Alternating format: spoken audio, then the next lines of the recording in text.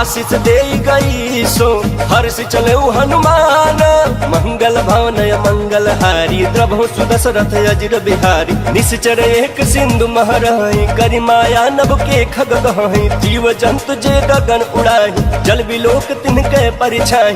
कहीं छाह सक सो न उड़ाई एहि विधि सदा गगन चर खाई। सोई छल हनुमान कह किन्ना तासु कपट कपि तुरत ही चिन्ह। सोई छल हनुमान कह किन्ना तासु कपट कपि तुरत ही चिन्ह। ताहि मारे मारुत सुत बीरा बारिधि पार गयऊ मति धीरा। कहाँ जाय देखिन बन शोभा गुंजत चंचरीक मधुलोभा। नाना तरु फल फूल सुहाए खग मृग वृंद देखि मन भाए। शैल विशाल देखी एक आगे तापर धाई चढ़े भर त्यागे। उमान कछु कपि कै अधिकाई प्रभु प्रताप जो काल ही खाई। गिर पर चढ़ी लंका तेहि देखी कहीं न जाते अति दुर्ग बिसेखी। अति उतंग जल निधि चहुपासा कनक कोट कर परम प्रकाशा। कनक कोट विचित्र मनिकृत सुंदरायतना घना। चौहट हट सुबाट विधि चारु पुर बहु विधि बना।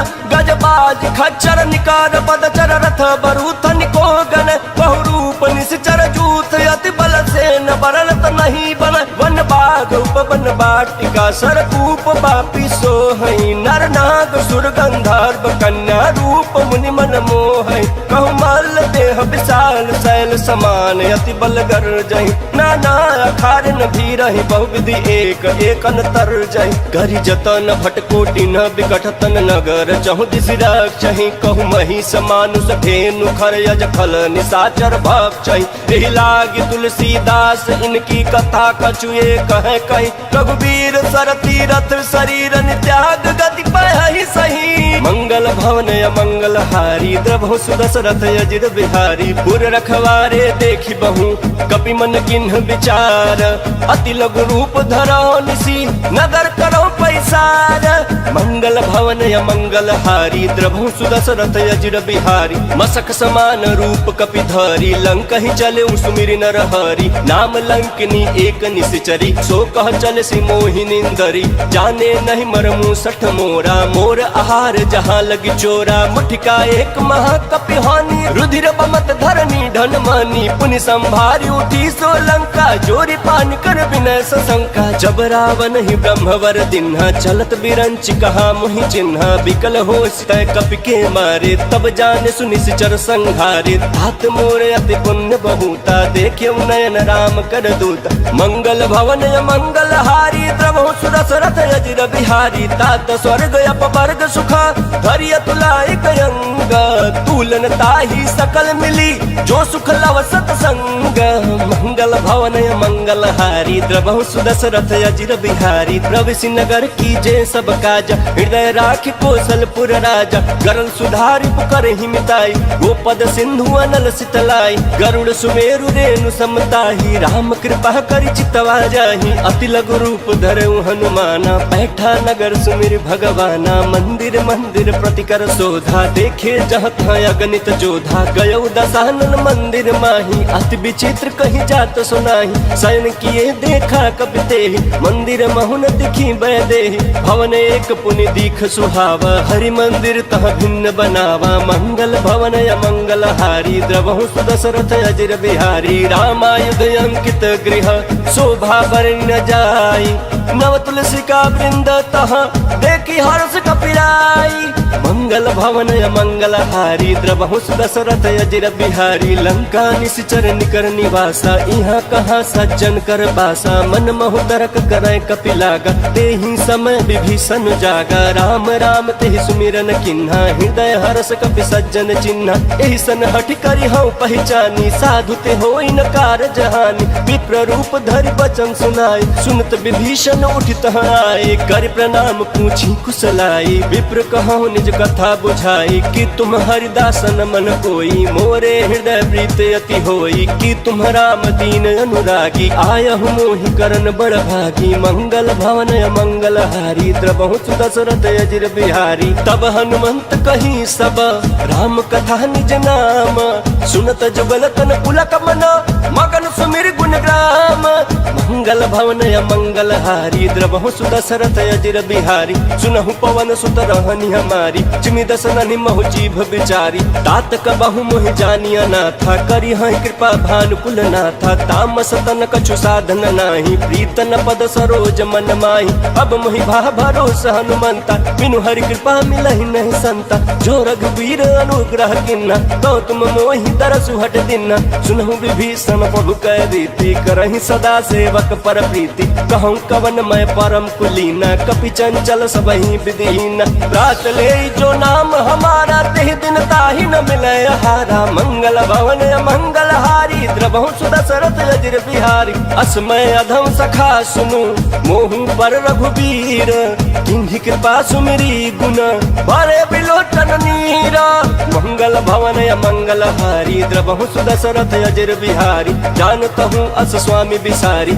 हिरहित काहे न होहि दुखारी एहि विधि कहत राम गुण ग्राम पावा अनिर्वाच्य विश्राम मुनि सब कथा विभीषण कही जेहि विधि जनक सुता तह रही तब हनुमंत कहा सुन भाता देखी चहु जानकी माता जुगत विभीषण सकल सुनाई चले पवन सुत विदा कराई करी सोई रूप गयऊ पुनित हवा बनय अशोक सीता रह जहवा देखी मनहि महु किन्ह प्रणामा बैठे बीती जात निस जामा किस तनु शीस जटाए कबेनी जपति हृदय रघुपति गुण श्रेणी मंगल भवन मंगल हारी द्रवहु सुदशरथ अजिर बिहारी निज पद नयन दिए मन राम पद कमल लीन परम दुखी बा पवन सुत देखी जानकी दीन मंगल भवन मंगल हारी द्रवहु सुदशरथ अजिर बिहारी तरु पल्लव महुरा लुकाई कर विचार करो का भाई तही अवसर रावण तह आवा संग नारी बहु किए बनावा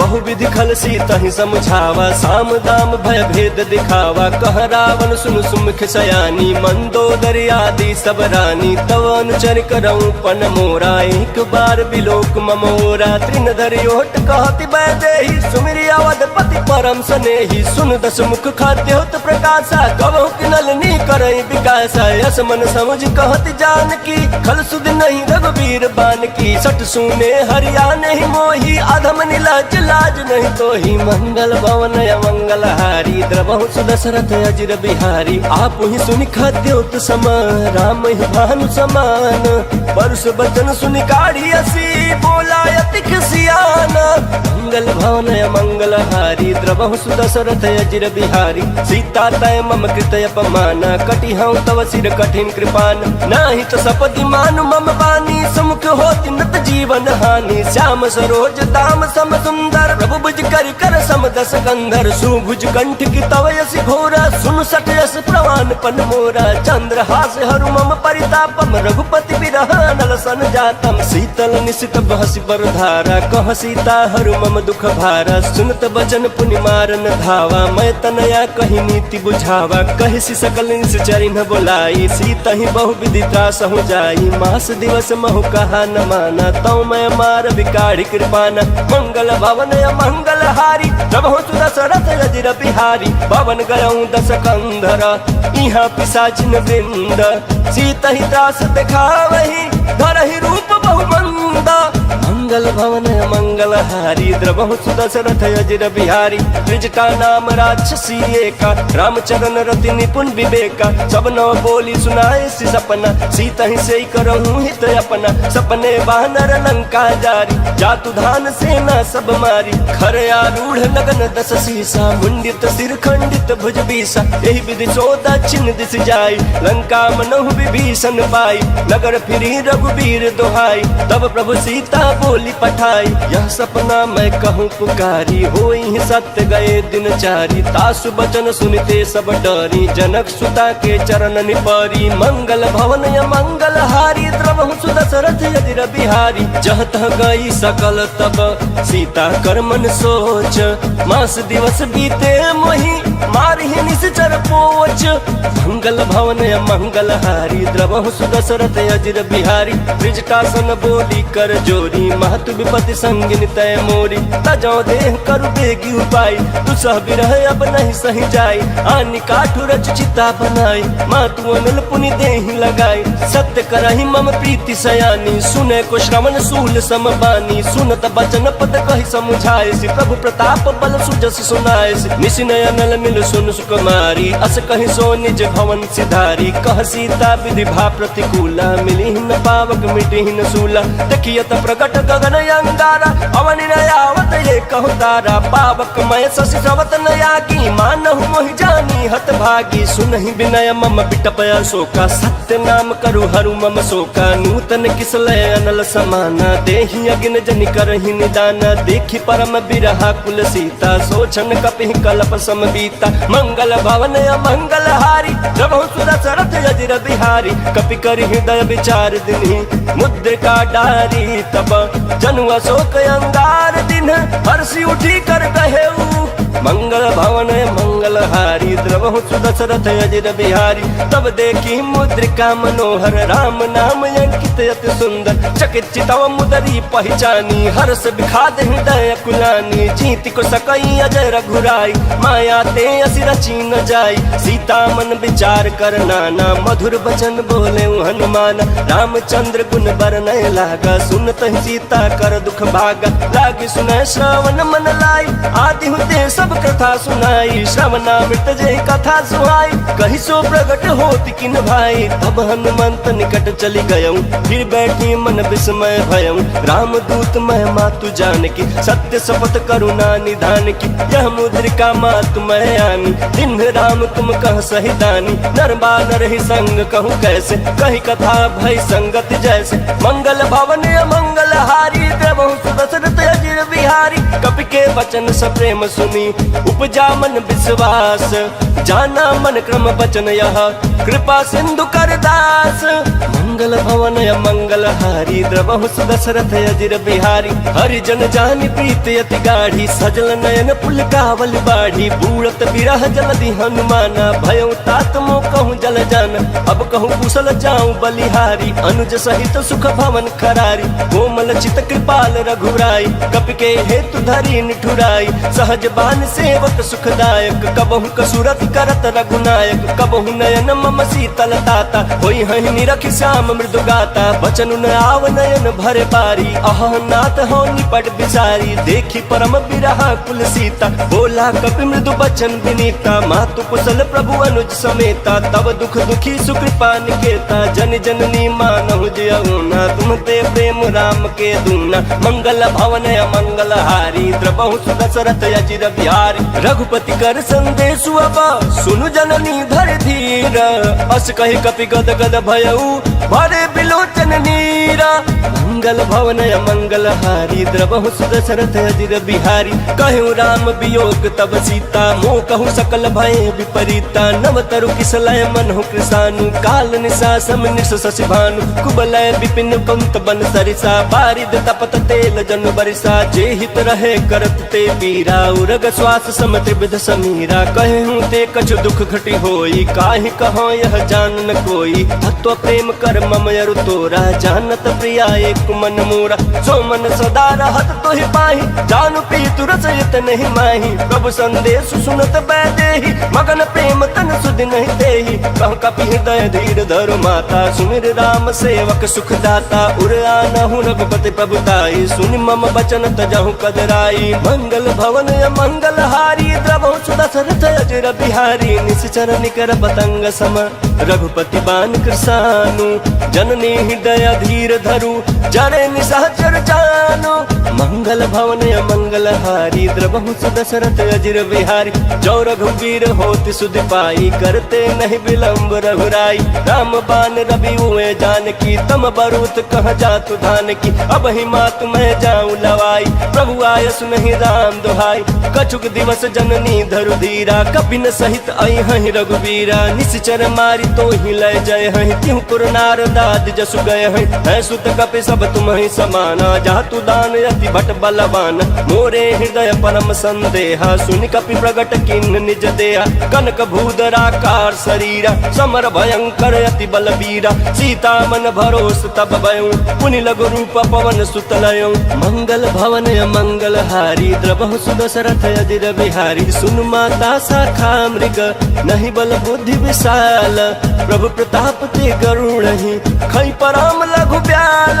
मंगल भवन मंगल हारी, द्रवहु सुदशरथ अजिर बिहारी। मन संतोष सुनत कपि बानी, भगति प्रताप तेज बलसानी। आशीष दीन राम प्रिय जाना, होहु तात बलशील निधाना। अजर अमर गुण निधि सुत होहु, करहु बहुत रघुनायक छोहु। करहु कृपा प्रभु वस सुन काना, निर्भर प्रेम मगन हनुमान। बार बार नायसी पद सीसा, बोला बचन जोर कर कीसा। अब कृत कृत भयउ मैं माता, आशीष तव अमोघ विख्याता। सुनहु मात मोहि अतिशय भूखा, लागी देख सुंदर फल रूखा। सुन सुत करहि विपिन रखवारी, परम सुभट रजनीचर भारी। तिनकर भय माता मोहि नाही, जो तुम सुख मानहु मन माही। मंगल भवन मंगल हारी, द्रवहु सुदशरथ अजिर बिहारी। देखि बुद्धि बल निपुण कपि, कहूँ जानकी जाहू। रघुपति चरण हृदय धरी, तात मधुर फल खाहू। मंगल भवन मंगल हारी, द्रवहु सुदशरथ अजिर बिहारी। चले नाई सिर बैठे बागा, फल खाए सितरु तोर लागा। रहे तहाँ बहु बट रखवारे, कछु मारे सि कछु जाई पुकारे। नाथ एक आवा कपि भारी, तेहि अशोक वाटिका उजारी। खाए से फल अरु बिटप उबारे, रक्षक मर्द मर्द महि डारे। सुनि रावण पठाए बट नाना, तिन्हि देख गरजोयु हनुमाना। सब रजनीचर कपि संहारे, गए पुकारत कछु अध मारे। पुनि पठयु ते अक्ष कुमारा, चला संग लय सुभट अपारा। आवत देखि बिटप गहि तरजा, ताहि निपाति महाधुनि गर्जा। मंगल भवन मंगल हारी, द्रवहु सुदशरथ अजिर बिहारी। कछु मारे सि कछु मर्दसी, कछु मिलय सि धरि धूरी। कछु पुनि जाई पुकारे, प्रभु मरकट बल भूरी। मंगल भवन मंगल हारी, द्रवहु सुदशरथ अजिर बिहारी। सुन सुत वध लंकेश्वरी साना, पठे सि मेघनाथ बलवाना। मारे सि जन सुत बांधे सुताही, देखिए कपि कहाँ कर आही। चला इंद्रजित अतुलित जोधा, बंधु निधन सुनि उपजा क्रोधा। कपि देखा दारुण भट आवा, कट कटाई गर जाय रुधावा। अति विशाल तरु एक उपारा, बिरथ किन्ह लंकेश कुमारा। रहे महाभट ताके संगा, गहि गहि कपि मर्दई निज अंगा। तिन्हि निपाति ताहि सन बाजा, भिरे जुगल मानहु गजराजा। मुठिका मारी चढ़ा तरु जाई, ताहि एक क्षण मूर्छा आई। उठि बहोर किन्ह से बहु माया, जीत न जाई प्रभंजन जाया। मंगल भवन मंगल हारी, द्रवहु सुदशरथ अजिर बिहारी। ब्रह्मास्त्र तेहि साधा, कपि मन किन्ह विचार। जौन ब्रह्म सर मानऊ, महिमा मिटई अपार। मंगल भवन मंगल हारी, द्रवहु सुदशरथ अजिर बिहारी। ब्रह्म बान कपि कहु तेहि मारा, परितिहु बार कटकु संघारा। तेहि देखा कपि मूर्छित भयउ, नाग पास बांध सिलय गयउ। जासु नाम जपि सुनहु भवानी, भव बंधन काटहि नर ज्ञानी। तासु दूत की बंध तरु आवा, प्रभु कारज लगे कपि ही बंधावा। कपि बंधन सुनि निश्चर धाये, कौतुक लागे सभा सब आए। दस मुख सभा देखि कपि जाई, कहि न जाई कछुअति प्रभुताई। कर जोरे सुर दिसप विनीता, भृगुटि बिलोकत सकल सभीता। देखि प्रताप न कपि मन शंका, जिनियहि गण महु गरुड़ शंका। मंगल भवन मंगल हारी, द्रवहु सुदशरथ अजिर बिहारी। कपिहि बिलोकि दसानना, बिहसा कहि दुर्बाद। सुतबद सुरति किन्ह पुनि, उपजा हृदय विखाद। मंगल भवन मंगल हारी, द्रवहु सुदशरथ अजिर बिहारी। कहलंकेश कवन तय कीसा, केहि के बल घालेहि बन खीसा। की धौ श्रवण सुनहि नहीं मोहि, देखऊँ अति असंख सठ तोहि। मारे निश्चर केहि अपराधा, कहूँ सठ तोहि न प्राण कई बाधा। सुन रावण ब्रह्मांड निकाया, पाई जासु बल बिरचति माया। जाके बल बिरंचि हर ईसा, पालत सृजत हरत जस सीसा। जा बल शीस धरत सहतानन, अंड कोश समेत गिरकान। धरई सुविविध देह सुर त्राता, तुम ते सडन सिखावन दाता। हर को दंड कठिन जहि भंजा तेहि समेत निपदल मद गंजा खर दूषण त्रिसराय अरुबाली बंधे सकल अतुलित बलशाली मंगल भवन मंगल हारी द्रवहु सुदशरथ अजिर बिहारी जाके बल लवलेश दे जित हो चराचर झारी तासु दूत मैं जा करी हरियाण प्रिय नारी मंगल भवन मंगल हारी द्रवहु सुदशरथ अजिर बिहारी जानहु मैं तुम्हारी प्रभुताई सहस बाहु सन परी लड़ाई समर बाली सन कर जसु पावा सुन कपि बचन बिहसी बिहरावा खायो फल प्रभु लागी भूखा कपि स्वभाव ते तोरे रूखा सबके देह परम प्रिय स्वामी मारहि मोहि कुमार गामी जिन मोहि मारा ते मैं मारे ते पर बांधे तन तुम्हारे मोहि न कछु बांधे कैला जा किन चहु निज प्रभु कर काजा विनती करौ जोरी कर रावण सुनहु मान तज मोर सिखावन देखौ तुम निज कुलहि बिचारी भ्रम तज भजहु भगत भयहारी जाके डर अति काल डराई जो सुर असुर चराचर खाई तासु बयरु कबहु नहीं कीजय मोरे कहीं जान की दीजय मंगल भवन मंगल हारी प्रभु सुदशरथ अजिर बिहारी प्रणत पाल रघुनायक करुणा सिंधु खरारी गए शरण प्रभु राखी है तब अपराध विसारी मंगल भवन मंगल हारी द्रवहु सुदशरथ अजिर बिहारी राम चरण पंकज उर धरहु लंका चल राज तुम करहु निज कुलस्थ जस विमल मयंका नहीं ससिमहु जनि होहु कलंका राम नाम बिनु गिरान सोहा देखु बिचारी त्यागी मद मोहा बसनहीन नहीं सोह सुरारी सब भूषण भूषित बर नारी राम विमुख संपत्ति प्रभुताई जाई रही पाई बिनु पाई सजल मूल जिन्ह सरितन नाही बरसि गए पुण्य तबहि सुखाई सुन दस कंठ कहूँ पन रोपी विमुख राम त्राता नहीं कोपी शंकर सहस विष्णु अज तोहि सकहि न राखी राम कर द्रोही मंगल भवन मंगल हारी द्रवहु सुदशरथ अजिर बिहारी मोह मूल बहुशूल प्रद त्यागहु तम अभिमान भजहु राम रघुनायक कृपा सिंधु भगवान मंगल भवन मंगल हारी द्रवहु सुदशरथ अजिर बिहारी यद्यपि कहीं कपि अति हितबानी भक्ति विवेक विरति नयसानी बोला बिहसी महाअभिमानी मिला हमई कपि गुरु बड़ ज्ञानी मृत्यु निकट आई खल तो ही लागे सियदम सिखावन मोही उल्टा होई कहीं हनुमाना मति भ्रम तोर प्रगट में जाना सुन कपि वचन बहुत खिसियाना बेगिन हरहु मूढ़ कर प्राण सुनत निशाचर मारन थाए सचिवन सहित विभीषण आए नाई शीस कर विनय बहुत नीति विरोध न मारिय दूता आन दंड कछु करिय गोसाई सब ही कहा मंत्र भल भाई सुनत बिहसी बोला दस कंधर अंग भंग कर पठैय बंदर मंगल भवन मंगल हारी द्रवहु सुदशरथ अजिर बिहारी कपि के ममता पूछ पर सब ही कहूँ समझाई तेल बोरी पट बांधि पुनी पावक देहु लगाई मंगल भवन मंगल हारी द्रवहु सुदशरथ अजिर बिहारी पूछहीन बानर तह जाई तब सठ निज नाथ लई आही जिनके किन्ह से बहुत बड़ाई देखौ मैं तिनके प्रभुताई बचन सुनत कभी मन मुस्काना भई सहाय सारद मैं जाना जातु धान सुनि रामन बचना लागे रचय मूल सोई रचना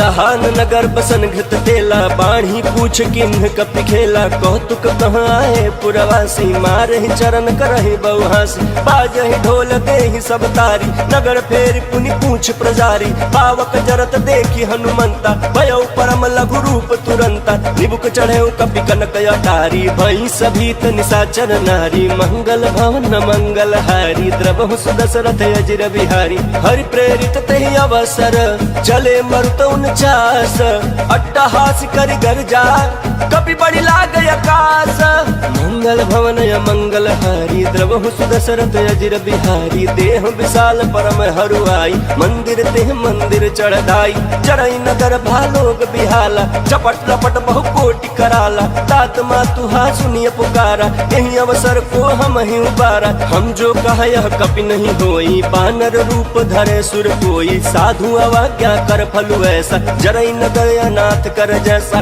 जारा नगर निमिषे कमाही, एक विभीषण कर गृह नाही, ताकर दूत अनल जहि सिरजा, जरा न सोते ही कारण गिरजा। उलटी पलटी लंका सब जारी, कूदी परा पुण्य सिंधु मझारी, मंगल भवन मंगल हारी, द्रवहु सुदशरथ अजिर बिहारी। पूछ बुझाई खोई श्रमा, धरी लघु रूप बहोरी, जनक सुता के आगे ठाड़ भयो कर जोरी।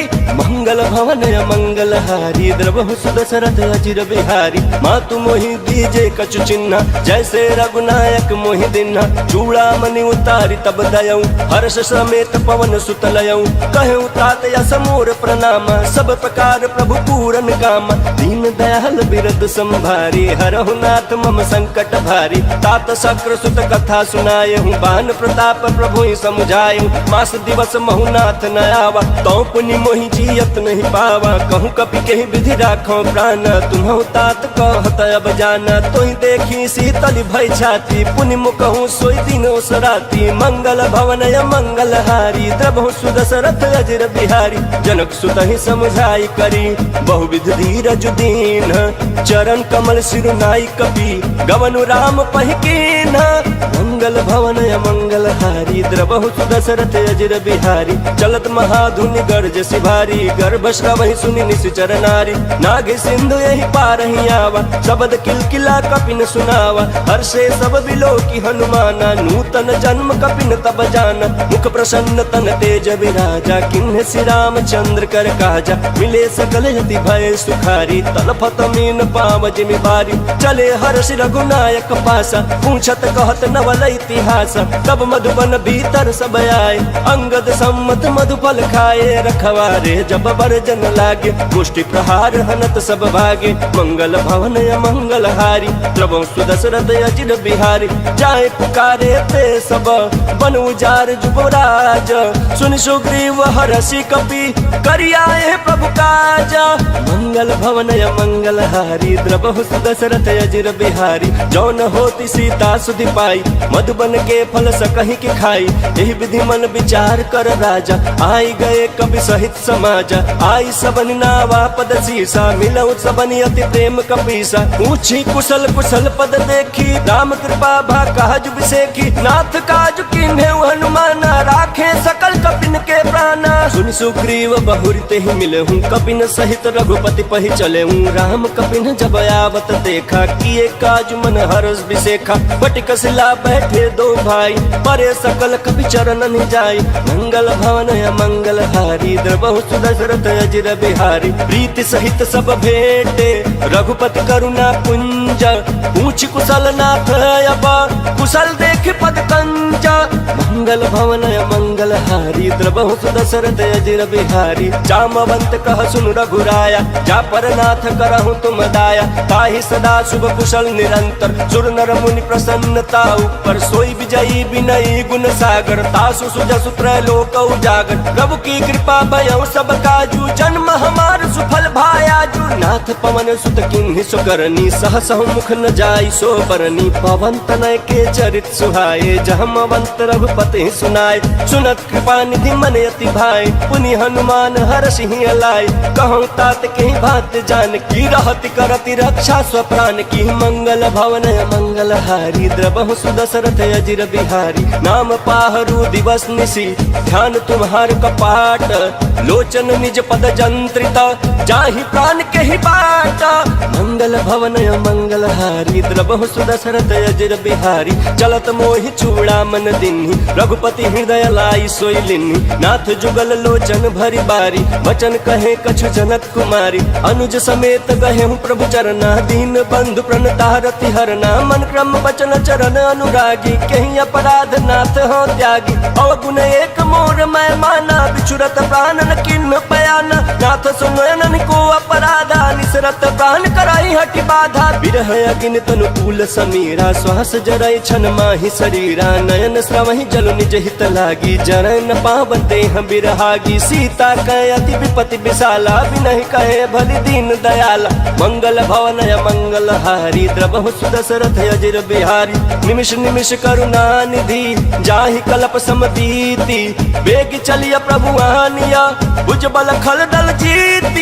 मंगल भवन मंगल हारी, द्रवहु सुदशरथ अजिर बिहारी। सुनि सीता दुख प्रभु सुख ऐना, भरि आए जल राजीव नैना। बचन काय मन मम गति जाहि, सपने हु बूझी विपति के ताहि। कह हनुमंत विपति प्रभु सोई, जब तब सुमिरन भजन न होई। केतिक बात प्रभु जातु धान की, रिपुहि जीतिया निबि जान की। सुन कपितो ही समान उपकारी, नहीं को सुर नर मुनि तनु धारी। प्रति उपकार करो का तोरा, सन्मुख होई न सकत मन मोरा। सुन सुत तोहि उरिन मैं नाही, देख्यो कर विचार मन माही। पुनि पुनि कपिहि चितव सुर त्राता, लोचन नीर पुलक यति गाता। मंगल भवन मंगल हारी, द्रवहु सुदशरथ अजिर बिहारी। सुनि प्रभु वचन बिलोकि मुख, गात हर्षि हनुमंत। चरण परे प्रेमा कुल, त्राहि त्राहि भगवंत। मंगल भवन मंगल हारी, द्रवहु सुदशरथ अजिर बिहारी। बार बार प्रभु चहई उठावा, प्रेम मगन ते उठब न भावा। प्रभु कर पंकज कपि के सीसा, सुमिर सुदशा मगन गौरीसा। सावधान मन कर पुनि शंकर, लागे कहन कथा अति सुंदर। कपि उठाई प्रभु हृदय लगावा, कर कहि परम निकट बैठावा। कहु कपि रामन पालित लंका, कहीं विधि दहु दुर्गति पंका। प्रभु प्रसन्न जाना हनुमाना, बोला बचन विगत अभिमाना। शाखा मृग कह बड़ी मनुषाई, शाखा ते शाखा पर जाई। नाघि सिंधु हाटक पुर जारा, निश्चर गण विधि विपिन उजारा। सो सब तव प्रताप रघुराई, नाथ न कछु मोरी प्रभुताई। मंगल भवन मंगल हारी, द्रवहु सुदशरथ अजिर बिहारी। ता कहूँ प्रभु कछु अगम नहीं, जा पर तुम अनुकूला। तव प्रभाव बड़वान लही, जारि सकई खल तूला। मंगल भवन मंगल हारी, द्रवहु सुदशरथ अजिर बिहारी। नाथ भगति अति सुखदायनि, देहु कृपा करि अनपायनि। सुनि प्रभु परम सरल कपि बानी, एवं अस्तु तब कहूँ भवानी। उमा राम सुभाव जहि जाना, ताहि भजन तज भाव न आना। यह संवाद जासूर आवा, रघुपति चरण भगति सोई पावा। सुनि प्रभु बचन कहाई कपि वृंदा, जय जय जय कृपाल सुख कंदा। तब रघुपति कपिपति ही बुलावा, कहाँ चले कर करहूँ बनावा। अब विलम्ब के ही कारण कीजे, तुरत कपिन कहूँ आयस दीजे। कौतुक देख सुमन बहु बरसी, नभते भवन चले सुर हरसी। मंगल भवन मंगल हारी, द्रवहु सुदशरथ अजिर बिहारी। कपिपति बेगी बोलाए, आए जूथ पजूथ। नाना बरन अतुल बला, बानर भालु बरूथ। मंगल भवन मंगल हारी, द्रवहु सुदशरथ अजिर बिहारी। प्रभु पद पंकज नावहि सीसा, गर्जहि भालु महाबल कीसा। देखि राम सकल कपि सेना, चितई कृपा करि राजीव नैना। राम कृपा बल पाई कबिंदा, भय पछ जुत मनहु गिरिंदा। हर्ष राम तब किन्ह पयाना, सगुन भय सुंदर सुबनाना। जासु सकल मंगल मैं कीर्ति, तासु पयान सगुन यह नीति। प्रभु प्रयान जाना भय देहि, फरकि बाम अंग जनु कहि देहि। जोई जोई सगुन जान की होई, असगुन भयउ रावण ही सोई। चला कटक को बर नहीं पारा, गर्जहि बानर भालु अपारा। नख आयुध गिरि